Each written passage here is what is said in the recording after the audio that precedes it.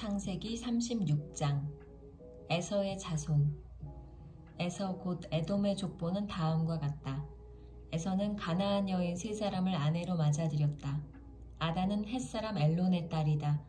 오홀리바마는 히위 사람 시브온의 딸 아나에게서 태어났다. 바스맛은 이스마엘의 딸이며 느바요의 누이이다. 아다는 엘리바스를 낳고 바스맛은 르우엘을 낳고 오홀리바마는 여우스와 얄람과 고라를 낳았다. 이들은 에서의 아들인데 에서가 가나안 땅에서 얻은 아들들이다. 에서는 아내들과 아들들과 딸들과 자기 집의 모든 사람과 집짐승과 또 다른 모든 짐승과 가나안 땅에서 얻은 모든 재산을 이끌고 아우 야곱과는 좀 떨어진 다른 곳으로 갔다. 두 사람은 재산이 너무 많아서 함께 살 수 없었다. 그들은 특히 집짐승이 많아서 거기에서 그대로 살 수 없었다. 그래서 에서 곧 에돔은 세일산에 자리를 잡았다. 세일 산간지방에 사는 에돔 사람의 조상 에서의 족보는 다음과 같다. 에서의 아들들의 이름은 다음과 같다. 에서의 아내 아다가 낳은 아들은 이름이 엘리바스이고 에서의 아내 바스맛이 낳은 아들은 르우엘이다. 엘리바스가 낳은 아들은 대만과 오말과 스보와 가담과 그나스이다. 에서의 아들 엘리바스와 그의 첩 딥나 사이에서는 아들 아말렉이 태어났다. 이들은 에서의 아내 아다가 낳은 자손이다. 르우엘이 낳은 아들은 나핫과 세라와 삼마와 미사이다. 이들은 에서의 아내 바스맛이 낳은 자손이다. 에서의 아내 오홀리바마, 시브온의 딸 아나의 소생, 가 낳은 아들은 여우스와 얄람과 고라이다. 에서에게서 나온 종족들은 다음과 같다. 에서의 맏아들 엘리바스를 조상으로 하는 종족들은 대만과 오말과 스보와 그나스와 고라와 가담과 아말렉이다. 이들은 에돔 땅에 있는 엘리바스 종족들이다. 이들은 에서의 아내 아다가 낳은 자손이다. 에서의 아들 르우엘을 조상으로 하는 종족들은 나핫과 세라와 삼마와 미사이다. 이들은 에돔 땅에 있는 르우엘 종족들이다. 이들은 에서의 아내 바스맛이 낳은 자손이다.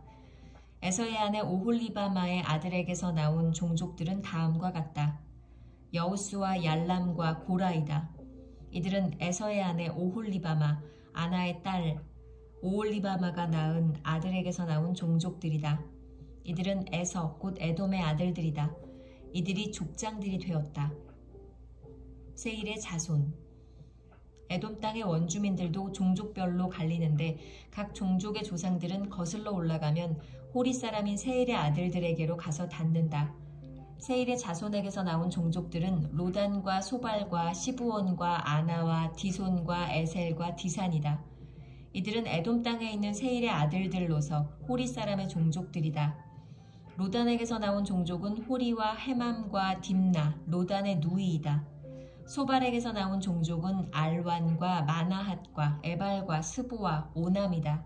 시브온의 아들은 아야와 아나이다. 아버지 시브온의 나귀를 칠 때에 광야에서 온천을 발견한 사람이 바로 아나이다.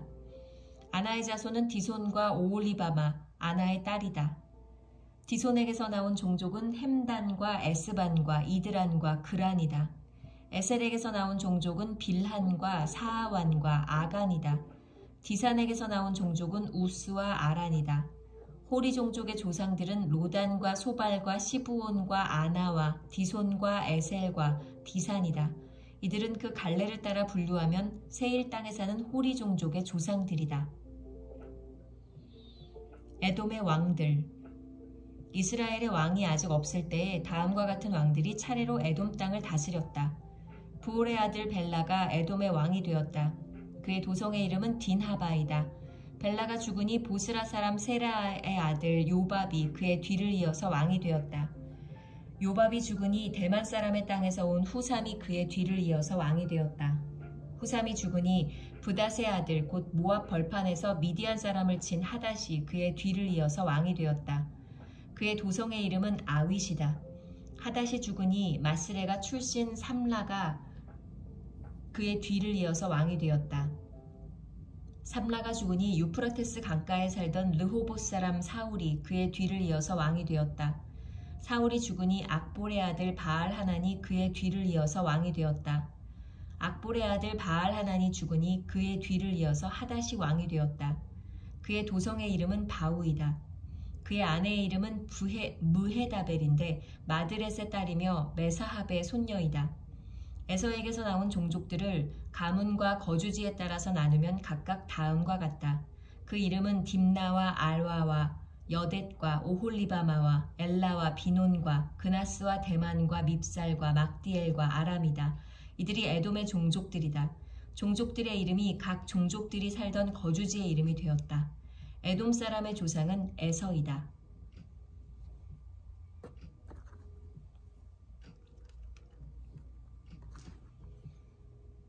37장 요셉과 형제들.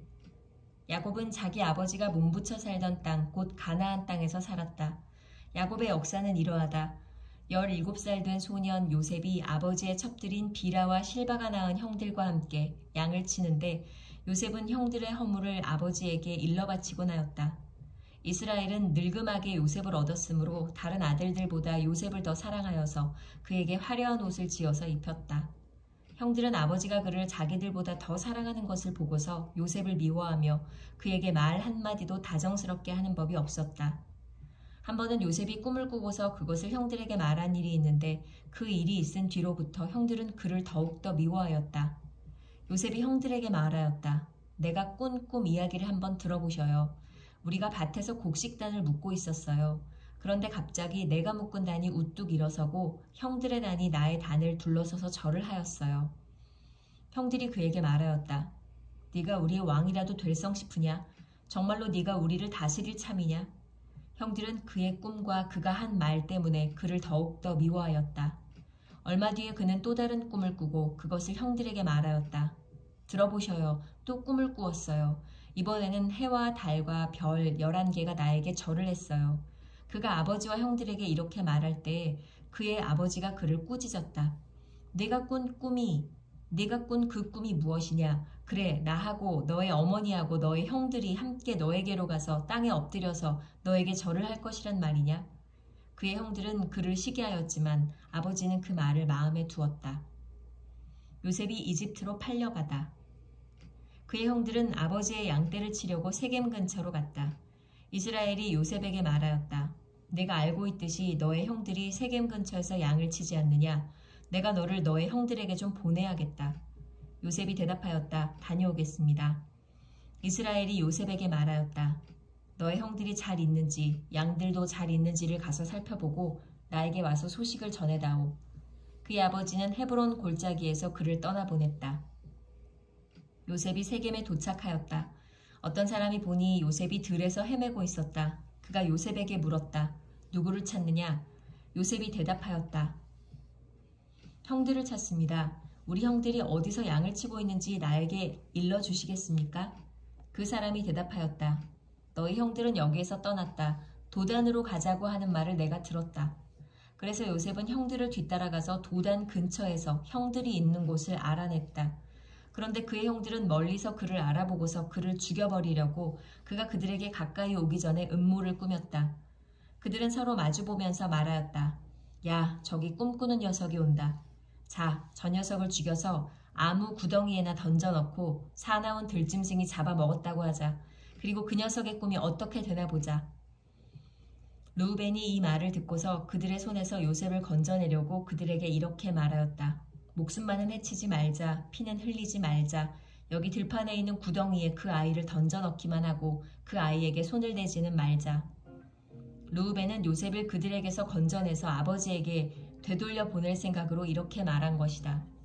요셉이 형들에게로 오자 그들은 그의 옷, 곧 그가 입은 화려한 옷을 벗기고 그를 들어서 구덩이에 던졌다. 그 구덩이는 비어있고 그 안에는 물이 없었다. 그들이 앉아서 밥을 먹고 있는데 고개를 들고 보니 마침 이스마엘 상인 한떼가 길르앗으로부터 오는 것이 눈에 띄었다. 낙타에다 향품과 유향과 모략을 싣고 이집트로 내려가는 길이었다. 유다가 형제들에게 말하였다. 우리가 동생을 죽이고 그 아이의 피를 덮는다고 해서 우리가 얻는 것이 무엇이냐? 자, 우리는 그 아이에게 손을 대지는 말고 차라리 그 아이를 이스마엘 상인 사람들에게 팔아 넘기자. 아무래도 그 아이는 우리의 형제요, 우리의 피부치이다. 형제들은 유다의 말을 따르기로 하였다. 그래서 미디안 상인들이 지나갈 때에 형제들이 요셉을 구덩이에서 꺼내어 이스마엘 사람들에게 은 20냥에 팔았다. 그들은 그를 이집트로 데리고 갔다. 르우벤이 구덩이로 돌아와 보니 요셉이 거기에 없었다. 그는 슬픈 나머지 옷을 찢고서 형제들에게 돌아와서 말하였다. 그 아이가 없어졌다. 나는 이제 어디로 가야 한단 말이냐. 그들은 순념소 한 마리를 죽이고 요셉의 옷을 가지고 가서 거기에 피를 묻혔다.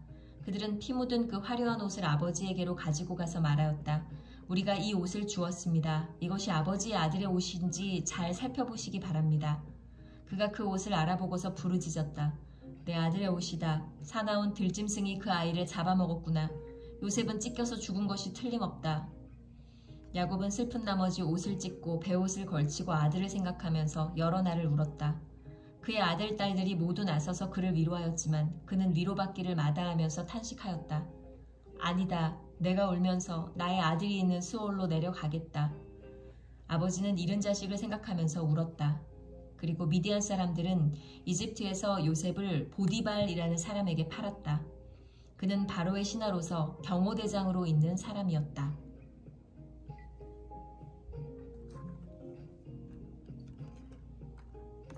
창세기 38장. 유다와 다말.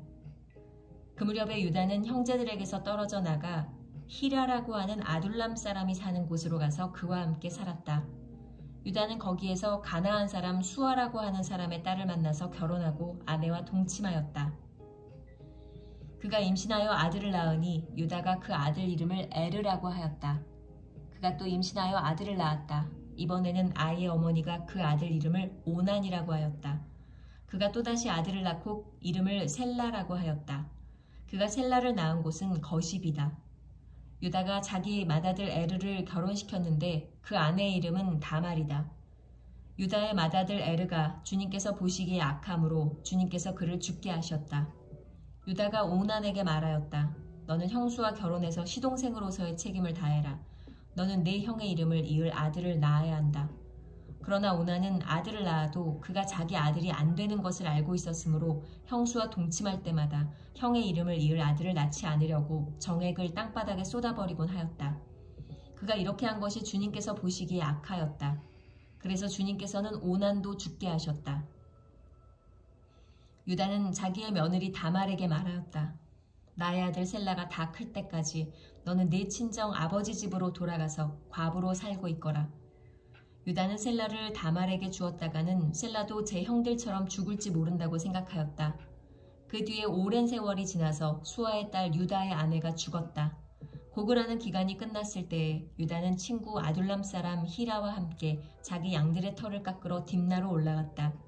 다말은 너의 시아버지가 양털을 깎으러 딥나로 올라간다 하는 말을 전해 듣고서 과부의 옷을 벗고 너울을 써서 얼굴을 가리고 딥나로 가는 길에 있는 에나임 어귀에 앉았다. 그것은 막내 아들 셀라가 이미 다 컸는데도 유다가 자기와 셀라를 짝지어주지 않았기 때문이다. 길을 가던 유다가 그를 보았지만 얼굴을 가리고 있었으므로 유다는 그가 창녀인 줄 알았다. 그래서 유다는 그가 자기 며느리인 줄도 모르고 길가에 서 있는 그에게로 가서 말하였다. 너에게 잠시 들렀다가마. 자, 들어가자. 그때 그가 물었다. 저에게 들어오시는 값으로 저에게 무엇을 주시겠습니까? 유다가 말하였다. 나의 가축대에서 새끼 염소 한 마리를 보내마. 그가 물었다. 그것을 보내실 때까지 어떤 물건이든지 담보물을 주시겠습니까? 유다가 물었다. 내가 너에게 어떤 담보물을 주랴? 그가 대답하였다. 가지고 계신 도장과 허리끈과 가지고 다니시는 지팡이면 됩니다. 그래서 유다는 그것들을 그에게 맡기고서 그에게 들어갔는데 다말이 유다의 아이를 임신하게 되었다. 다말은 집으로 돌아와서 너울을 벗고 도로 과부의 옷을 입었다. 한편 유다는 자기 친구 아둘람 사람 편에 새끼 염소 한 마리를 보내고 그 여인에게서 담보물을 찾아오게 하였으나 그 친구가 그 여인을 찾지 못하였다. 그 친구는 거기에 사는 사람들에게 에나임으로 가는 길가에 서 있던 창녀가 어디에 있느냐고 물었다. 그러나 그들의 말이 거기에는 창녀는 없다고 하였다. 그는 유다에게 돌아가서 말하였다. 그 여인을 찾지 못하였네. 그보다도 거기에 사는 사람들이 그러는데 거기에는 창녀가 없다고 하네. 유다가 말하였다. 가질 테면 가지라지. 잘못하다가는 창피만 당하겠네. 어찌하였든지 나는 새끼 염소 한 마리를 보냈는데 다만 자네가 그 여인을 찾지 못한 것뿐일세. 석 달쯤 지난 다음에 유다는 자기의 며느리 다말이 창녀짓을 하여 임신까지 했다는 소문을 들었다. 유다가 명하였다. 그를 끌어내어서 화형에 처하여라. 그는 끌려나오면서 시아버지에게 전가를 보냈다. 저는 이 물건 임자의 아이를 배웠습니다. 하고 말하였다. 다말은 또 말을 계속하였다. 잘 살펴보십시오. 이 도장과 이 허리끈과 이 지팡이가 누구의 것입니까? 유다는 그 물건들을 알아보았다. 그 아이가 나보다 옳다. 나의 아들 셀라를 그 아이와 결혼시켰어야 했는데 하고 말하였다. 유다는 그 뒤로 다시는 그를 가까이 하지 않았다. 다말이 몸을 풀 때가 되었는데 태 안에는 쌍둥이가 들어있었다. 아기를 막 낳으려고 하는데 한 아기가 손을 내밀었다. 산파가 진홍색 실을 가져다가 그 아이의 손목에 감고서 말하였다. 이 아이가 먼저 나온 녀석이다. 그러나 그 아이는 손을 안으로 다시 끌어들였다. 그런 다음에 그의 아우가 먼저 나왔다. 산파가 어찌하여 내가 터뜨리고 나오느냐 하고 말하였다. 그래서 이 아이 이름을 베레스라고 하고 그의 형 곧 진홍색 실로 손목이 묶인 아이가 뒤에 나오니 아이의 이름을 세라라고 하였다.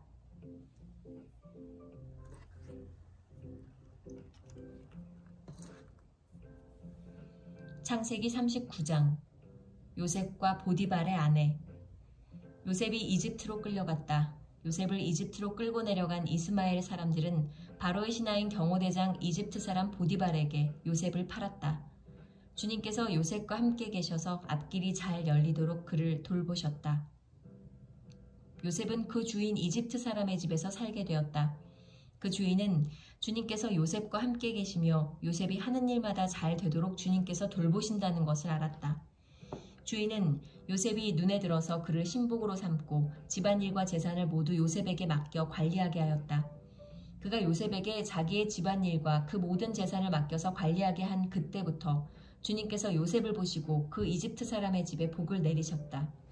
주님께서 내리시는 복이 주인의 집 안에 있는 것이든지 밖에 있는 것이든지 그 주인이 가진 모든 것에 미쳤다. 그래서 그 주인은 자기가 가진 모든 것을 요셉에게 맡겨서 관리하게 하고 자기의 먹거리를 빼고는 아무것도 간섭하지 않았다. 요셉은 용모가 준수하고 잘생긴 미남이었다. 일이 이렇게 된 지 얼마 지나지 않아서 주인의 아내가 요셉에게 눈짓을 하며 나하고 침실로 가요 하고 꾀었다. 그러나 요셉은 거절하면서 주인의 아내에게 말하였다. 주인께서는 모든 것을 나에게 맡겨 관리하게 하시고는 집안일에는 아무 간섭도 하지 않으십니다. 주인께서는 가지신 모든 것을 나에게 맡기셨으므로 이 집안에서는 나의 위에는 아무도 없습니다. 나의 주인께서 나의 마음대로 하지 못하게 한 것은 한 가지뿐입니다. 그것은 마님입니다. 마님은 주인 어른의 부인이시기 때문입니다. 그런데 내가 어찌 이런 나쁜 일을 저질러서 하나님을 거역하는 죄를 지을 수 있겠습니까? 요셉이 이렇게 말하였는데도 주인의 아내는 날마다 끈질기게 요셉에게 요구해왔다. 요셉은 그 여인과 함께 침실로 가지도 않았을 뿐만 아니라 아예 그 여인과 함께 있지도 않았다. 하루는 요셉이 할 일이 있어서 집 안으로 들어갔는데 그 집 종들이 집안에 하나도 없었다. 여인이 요셉의 옷을 붙잡고 나하고 침실로 가요 하고 졸랐다. 그러나 요셉은 붙잡힌 자기의 옷을 그의 손에 버려둔 채 뿌리치고 집 바깥으로 뛰어나갔다.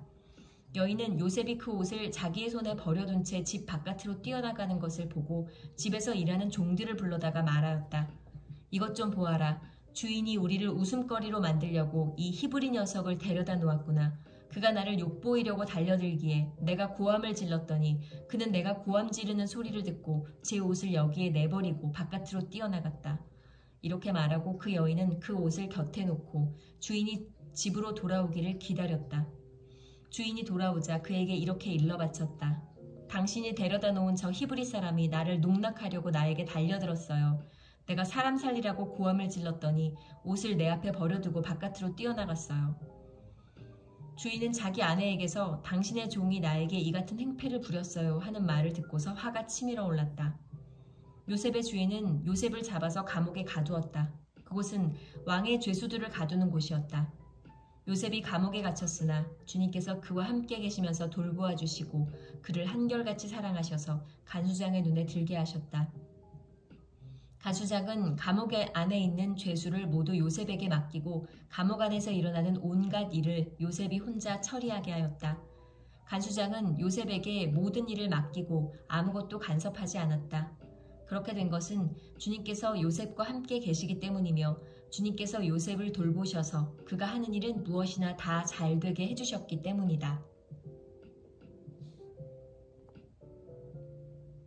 창세기 40장.